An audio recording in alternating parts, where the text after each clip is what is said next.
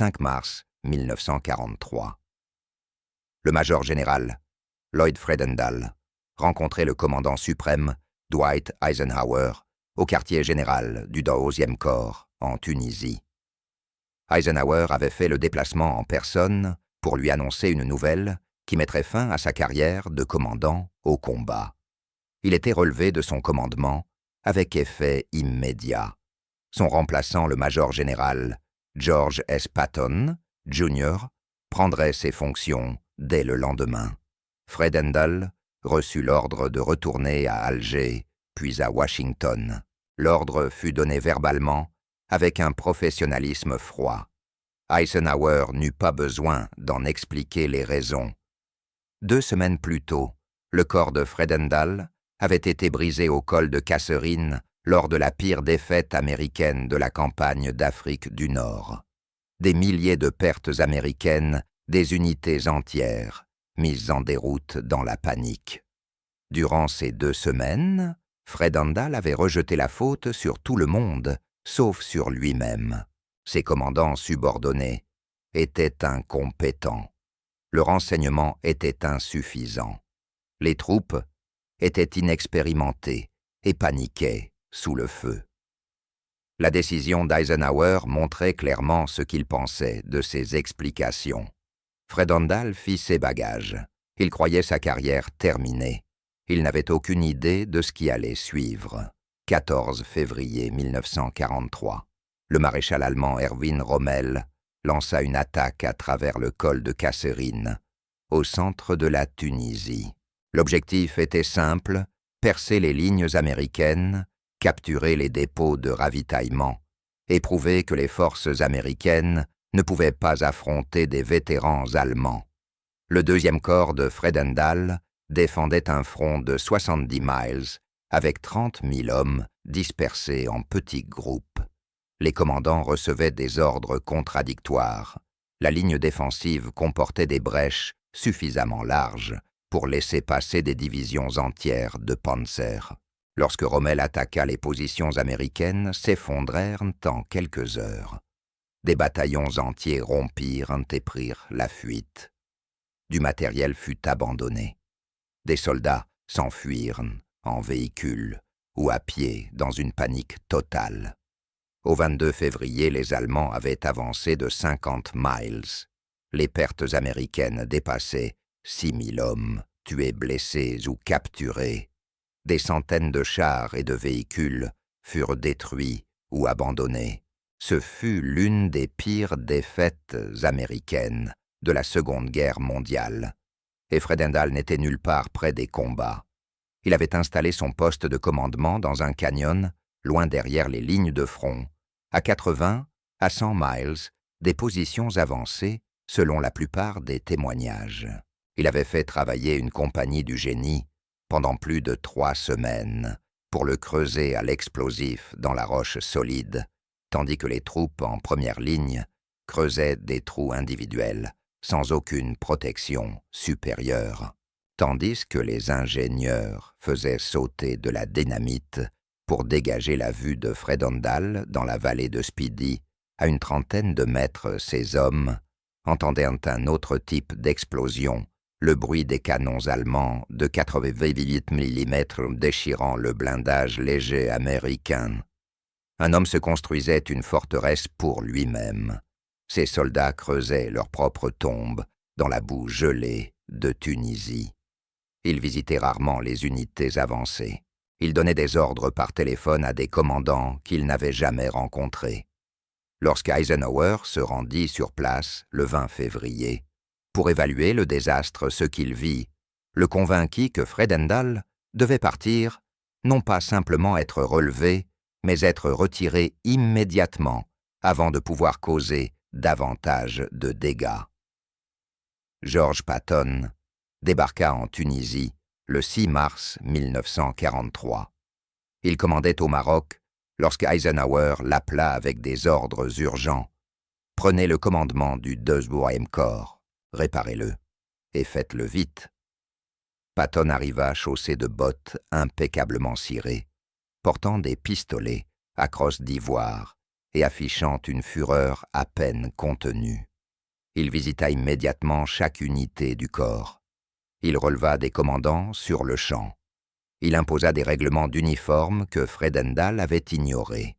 Il se rendit sur des positions de première ligne que Fredendall n'avait jamais vues.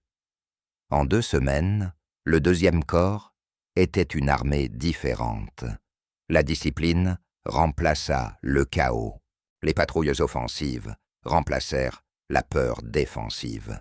Les mêmes soldats qui avaient fui à Kasserine arrêtèrent les attaques allemandes et commencèrent à remporter des combats. Le contraste ne pouvait être plus frappant. Mêmes unités, même équipement, résultats totalement différents. La seule variable était le commandement. Patton écrivit dans son journal que les dispositions de commandement de Fredendall étaient les pires qu'il eût jamais vues de toute sa carrière. Le quartier général, souterrain, élaborer les unités dispersées, l'absence totale de présence de commandement en avant. C'était une faute professionnelle, grave. Mais Patton remarqua aussi autre chose. Fredendall avait déjà quitté la Tunisie. Il était dans un avion pour Alger puis pour Washington, et personne ne parlait de ce qui allait lui arriver. Le vol de Lloyd Fredendall de la Tunisie à Washington dura 3 jours avec des escales à Alger et au Maroc. Il voyageait seul, à l'exception de son aide de camp. Aucune cérémonie, aucune presse, simplement un retrait discret du théâtre d'opération. L'avion atterrit à Bowling Field, près de Washington, le 16 mars 1943. Fredendall s'attendait à être accueilli par des responsables du département de la guerre, peut-être par la police militaire. Il s'attendait à des enquêtes, des auditions, peut-être une cour martiale. Ce qu'il trouva à la place le stupéfia. Une fanfare militaire jouait. Des journalistes attendaient avec leurs appareils photo. Une voiture du département de la guerre était prête à l'emmener à une cérémonie d'accueil. Fredendall descendit de l'avion en s'attendant à sentir l'acier froid d'une cour martiale. À la place, il fut frappé par les notes éclatantes et enjouées d'une fanfare militaire. C'était un son qui n'avait rien à faire autour d'un homme qui venait de présider à un massacre. Pour quiconque connaissait la vérité, cette musique devait ressembler à une marche funèbre pour la responsabilité militaire. Le communiqué officiel destiné à la presse était soigneusement rédigé. Le major général Fredendall était rentré d'Afrique du Nord après un service distingué au combat. Il allait assumer de nouvelles fonctions à la mesure de son expérience et de son grade. Il n'y avait aucune mention de son renvoi, aucune référence au col de Kasserine, aucune explication sur les raisons pour lesquelles un commandant de corps avait quitté son commandement en pleine campagne. George Marshall avait bâti l'armée américaine en la faisant passer de 200 000 hommes en 1939 à plusieurs millions en 1943. Il avait choisi les commandants, conçu les programmes d'entraînement et créé le système de mobilisation. Sa réputation reposait sur la compétence et la responsabilité. Dans les jours qui suivirent le retour de Fredendall, le récit imposé à Washington fut extraordinaire. Fredendall était présenté comme un vétéran du combat, doté d'une expérience précieuse. Ses analyses seraient inestimables pour l'entraînement des armées encore en cours de formation. Les journalistes qui tentaient de poser des questions sur le col de Kasserine étaient écartés. Les détails opérationnels ne pouvaient pas être discutés pour des raisons de sécurité. L'échec de Fredendall à Kasserine était l'échec de Marshall. Marshall se retrouva alors face à un choix impossible. Il pouvait traduire Fredendall en cour martiale et admettre publiquement que son propre jugement avait été catastrophiquement erroné. Ou bien il pouvait discrètement reléguer Fredendall dans un poste où il ne pourrait plus causer de dégâts. Marshall choisit la seconde option. Mais il y avait une complication. Fredendall avait de puissants amis au Congrès, des représentants et des sénateurs de son État d'origine posaient déjà des questions sur les raisons de son rapatriement. Ils voulaient des assurances que son service serait dûment reconnu. Marshall se trouvait dans une situation embarrassante. Eisenhower avait recommandé Fred Ondal pour une promotion au grade de lieutenant général dès novembre 1942, avant Kasserine. Cette recommandation était toujours en attente d'approbation au département de la guerre. Marshall devait maintenant décider s'il fallait aller de l'avant avec la promotion d'un général qui venait d'être relevé pour incompétence. Marshall décida de poursuivre. Fred Ondal serait promu lieutenant général et se verrait confier le commandement de la 2e armée, une organisation d'entraînement aux États-Unis. La promotion suivrait son cours, comme si Kasserine n'avait jamais existé. Lorsqu'Eisenhower apprit l'existence de cette recommandation, il fut stupéfait. Il venait de relever Fred Ondal pour incompétence, et voilà que Marshall le promouvait. Le 1er juin 1943, Lloyd Fred Ondal fut promu lieutenant général. La cérémonie eut lieu au département de la guerre, avec tous les honneurs militaires. Marshall lui-même lui épingla la 3e étoile. La citation officielle louait le commandement de Fred Ondal en Afrique du Nord, son expérience du combat et sa contribution à l'élaboration de la doctrine tactique américaine face aux forces allemandes.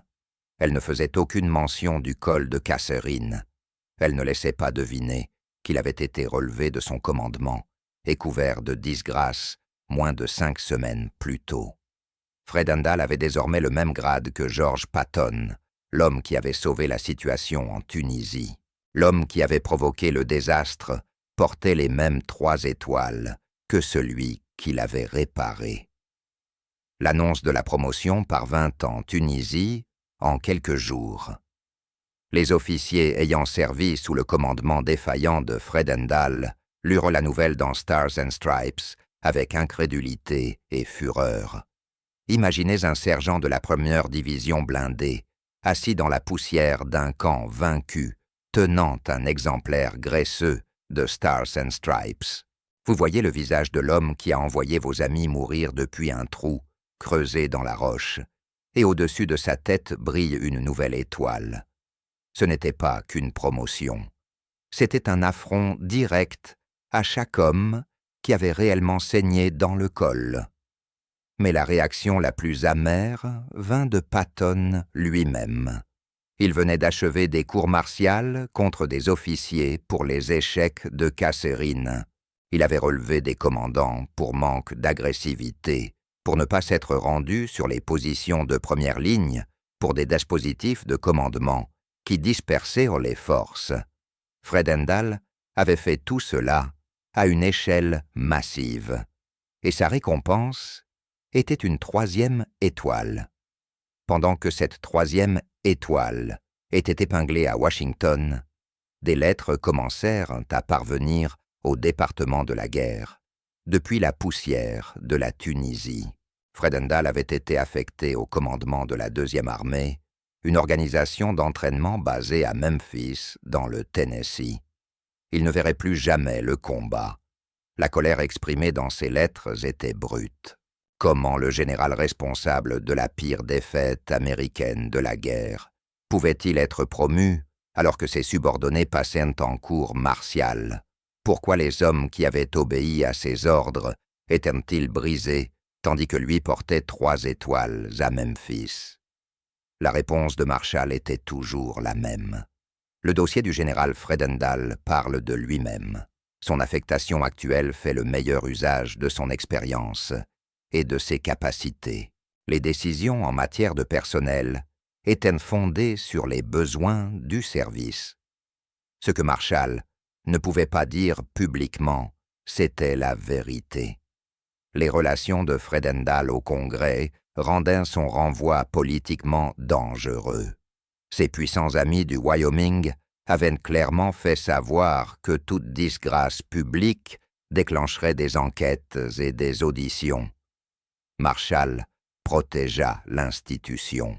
Cette décision établit un précédent qui hanterait l'armée pendant le reste de la guerre. Les relations politiques pouvaient protéger des généraux incompétents des conséquences de leurs échecs. Le contraste avec d'autres commandants de Kasserine rendait la promotion de Fredendall encore plus grotesque. Le major-général Orlando Ward commandait la 1re division blindée sous les ordres de Fredendall à Kasserine. Ward avait protesté contre les ordres de Fredendall, consistant à disperser sa division sur 70 miles. Il avait averti que ces dispositions étaient indéfendables. Fredendall passa outre. Lorsque l'attaque allemande survint, les unités dispersées de Ward furent battues en détail, exactement comme il l'avait prédit. Ward se battit désespérément pour contenir la percée, se déplaçant sans cesse entre les unités tentant d'organiser une défense cohérente. Après, Kasserine-Patton releva Ward au début d'avril 1943, lors de la bataille de suivi d'El Guettar. Patton estimait que Ward était devenu trop prudent, traumatisé par le désastre provoqué par les ordres de Fredendall. Ward fut réaffecté à des fonctions administratives en tant que chef de l'artillerie de campagne. Bien qu'il soit revenu au combat plus tard avec la 20e division blindée en 1945 et qu'il ait connu une carrière d'après-guerre distinguée, cette révocation mit de facto fin à sa trajectoire de commandement en temps de guerre, précisément au moment où Fredendall était promu. La purge des officiers de l'ère de Kasserine se poursuivit même après que l'armée eut commencé à gagner sous Patton. Les commandants de régiments qui avaient suivi les ordres de Fredendall furent traduits en cour martiale pour les échecs causés par ces ordres. Des commandants de bataillon furent levés pour ne pas avoir tenu des positions que Fredendall avait rendues impossibles à défendre. Ces officiers n'avaient aucune protection du Congrès. Ils n'avaient aucun lien politique assez puissant pour les sauver. Ils payèrent le prix pendant que Fredendall était promu. Patton observa tout cela avec dégoût. C'était un homme qui croyait en un code ancien et presque mystique du guerrier. À ses yeux, Fredendall n'était pas seulement un mauvais général. Il était un péché contre la profession des armes. Chaque fois que Patton devait saluer un homme comme Fredendall ou le voir porter les mêmes 3 étoiles, c'était un rappel que même au cœur d'une guerre capable de détruire le monde, le club des anciens restait la seule chose totalement à l'abri. Il dit à son état-major que l'armée punissait les mauvaises personnes. Le commandant de corps responsable du désastre était en sécurité dans le Tennessee avec 3 étoiles, tandis que les commandants de division et de régiment qui avaient tenté de réparer ces erreurs étaient brisés. C'était une leçon de politique militaire que Patton n'oublia jamais. La compétence comptait moins que les relations. Assumer la responsabilité équivalait à un suicide de carrière. La faute pouvait toujours être rejetée vers le bas tant que l'on avait des amis à Washington. Dwight Eisenhower observa la promotion de Fredendall depuis l'Afrique du Nord dans un silence public soigneusement entretenu. Il avait recommandé le relevé de Fredendall. Il avait envoyé Patton pour réparer le désastre. Il savait exactement à quel point Fredendall avait échoué. Mais Eisenhower ne se contenta pas de se taire. Il participa activement à la dissimulation. Il écrivit à Marshall pour soutenir l'idée d'offrir à Fredendall un accueil de héros. Son raisonnement était brutalement politique. Si le public américain apprenait qu'un commandant de corps avait été relevé pour incompétence, cela détruirait le moral national. Mieux valait dissimuler l'échec que risquer la confiance du public dans l'armée. Eisenhower ne protesta jamais contre la promotion. Il ne rédigea aucune note de désaccord. Il ne fit connaître ses opinions qu'à son entourage immédiat. Des années plus tard, le chef d'état-major d'Eisenhower expliqua pourquoi Eisenhower, en tant que commandant suprême, allié dans un théâtre où les forces américaines, britanniques et françaises devaient coopérer, ne pouvait se permettre une guerre politique avec le département de la guerre au sujet des décisions de personnel. S'il avait contesté la gestion du cas Fredendall par Marshall, il se serait créé des ennemis à Washington, capables de miner son autorité sur le terrain. Eisenhower fit donc un calcul froid. Il travaillerait à l'intérieur du système plutôt que de le combattre. Cette décision façonna son style de commandement pour le reste de la guerre. Lorsque d'autres généraux échoueraient, Eisenhower les relèverait discrètement, les réaffecterait à des postes non combattants et laisserait le département de la guerre gérer les relations publiques. Il n'essaierait plus jamais de tenir publiquement les commandants défaillants pour responsables.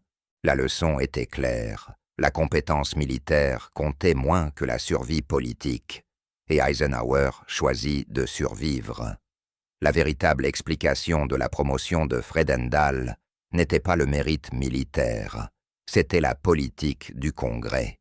Et la preuve décisive se trouvait dans un arbre généalogique que peu de gens avaient jamais examiné. La famille de Fredendall entretenait des liens profonds avec l'appareil politique du Wyoming. Son père avait été un protégé du sénateur Francis E. Warren du Wyoming. Warren était le beau-père du général John G. Pershing. Cet entrelacs de pouvoir militaire et politique rendait Fredendall intouchable. Marshall lui-même avait été l'aide de camp et le protégé du général Pershing. Il ne pouvait pas facilement s'en prendre à un homme dont la famille était aussi étroitement liée au beau-père de Pershing. Lorsque Washington apprit que Fredendall risquait une cour martiale ou une disgrâce publique, ses relations s'activèrent. Des coups de téléphone furent passés au département de la guerre. Des réunions furent demandées avec Marshall. Des questions furent posées dans les commissions du Congrès pour savoir si le général Fredendall n'était pas en train d'être transformé en bouc émissaire des échecs institutionnels en matière d'entraînement et de doctrine. Marshall comprit la menace. Des enquêtes du Congrès sur les décisions de commandement en Afrique du Nord auraient pu exposer des failles dans l'ensemble du système de mobilisation. Le désastre de Kasserine avait de nombreux responsables. Faire de Fredendall l'unique coupable risquait de déclencher des investigations qui auraient embarrassé tout le monde. Il valait mieux le promouvoir discrètement, l'affecter à un poste où il ne pourrait plus nuire et passer à autre chose. Le public ne connaîtrait jamais les détails. L'armée préserverait son image de compétence, et les amis du Congrès seraient rassurés de voir que leur homme était traité équitablement. C'était un calcul politique cynique, déguisé en gestion du personnel, et cela fonctionna parfaitement. Fredendall conserva ses étoiles, sa pension et sa réputation. L'armée évita des enquêtes parlementaires. Marshall évita d'admettre que son jugement avait été erroné. Tout le monde y gagna, sauf les soldats morts à Kasserine et les officiers compétents dont les carrières furent détruites. Fredendall passa le reste de la guerre à la tête de la 2e armée, à Memphis, où il entraînait des divisions d'infanterie. Selon tous les témoignages, il fut convenable dans ce rôle. L'entraînement exigeait une compétence administrative, non un jugement de champ de bataille. Aucun scandale ne sortit de son quartier général, mais tous ceux qui servirent sous ses ordres connaissaient sa véritable histoire. La 3e étoile était une protection politique, non une récompense méritée. Le cynisme que cela engendra se répandit dans tout le corps des officiers. Des hommes qui venaient de survivre aux attaques de Rommel en Afrique du Nord se retrouvèrent assis dans des salles de classe à Memphis pendant que Fredendall leur donnait des leçons de tactique moderne. L'absurdité n'échappa à personne. Certains officiers reconnurent plus tard que Fredendall leur avait enseigné de précieuses leçons sur ce qu'il ne fallait pas faire au combat. Ces échecs à Kasserine devinrent des études de cas sur la manière de ne pas organiser des positions défensives, de ne pas commander depuis l'arrière, de ne pas disperser ses forces. D'une manière perverse, la plus grande contribution de Fredendall à l'effort de guerre fut de servir d'exemple de commandement catastrophique. Les officiers étudièrent ce qu'il avait fait de travers et résolurent de ne jamais répéter ses erreurs. La guerre prit fin en mai 1945. Fredendall resta à la 2e armée jusqu'en juin 1946, puis prit sa retraite avec le grade de lieutenant-général et tous les honneurs. Sa biographie officielle le présentait comme un vétéran distingué du combat, ayant servi son pays avec honneur. Le désastre de Kasserine n'était mentionné que brièvement dans les histoires officielles. La plupart des récits mettaient l'accent sur le talent tactique de Rommel et l'inexpérience des troupes américaines. Le nom de Fredendall apparaissait dans les notes de bas de page, pas dans les chapitres. Il vécut discrètement en Californie jusqu'à sa mort en 1963, à l'âge de 79 ans. Il n'écrivit jamais de mémoire et ne donna aucune interview sur Kasserine. Il n'aborda jamais publiquement sa révocation, ni la controverse autour de sa promotion. Les mémoires d'Omar Bradley, publiées en 1951, A Soldier's Story, contenaient un paragraphe dévastateur sur Fredendall. Bradley y écrivait que Fredendall avait vécu dans un poste de commandement creusé dans la roche solide, à environ 80 km derrière les lignes, tandis que ses troupes vivaient dans des trous individuels qu'il commandait par téléphone plutôt que par sa présence, et que sa révocation était pleinement justifiée. Les journaux personnels de Patton, publiés après sa mort, furent encore plus brutaux. Là où Bradley estimait le bunker à 80 km de l'avant, Patton, jamais adepte de la litote, l'évaluait à 100 km des hommes qui mouraient. Il qualifia Fredendall de lâche, qui envoyait ses hommes à la mort, tout en se construisant un bunker. Il qualifia la promotion de honte pour le service. Ses rapports officiels avaient été bien plus mesurés afin de préserver le décorum militaire. Les mémoires d'Eisenhower étaient plus diplomatiques, mais tout aussi accablantes. Il y écrivait que la révocation de Fredendall était nécessaire pour le bien du service et que cette décision faisait partie des plus claires de toute la guerre. Mais aucun de ces témoignages ne changeait le fait essentiel. Fredendall avait pris sa retraite comme général, 3 étoiles, avec une pension confortable, tandis que de meilleurs officiers avaient été brisés pour des échecs bien moindres. À la fin des années 1950, Marshall fut interrogé par son biographe officiel, Forrest Pogue, au sujet de ses décisions prises pendant la guerre. La question de la promotion de Fredendall fut abordée.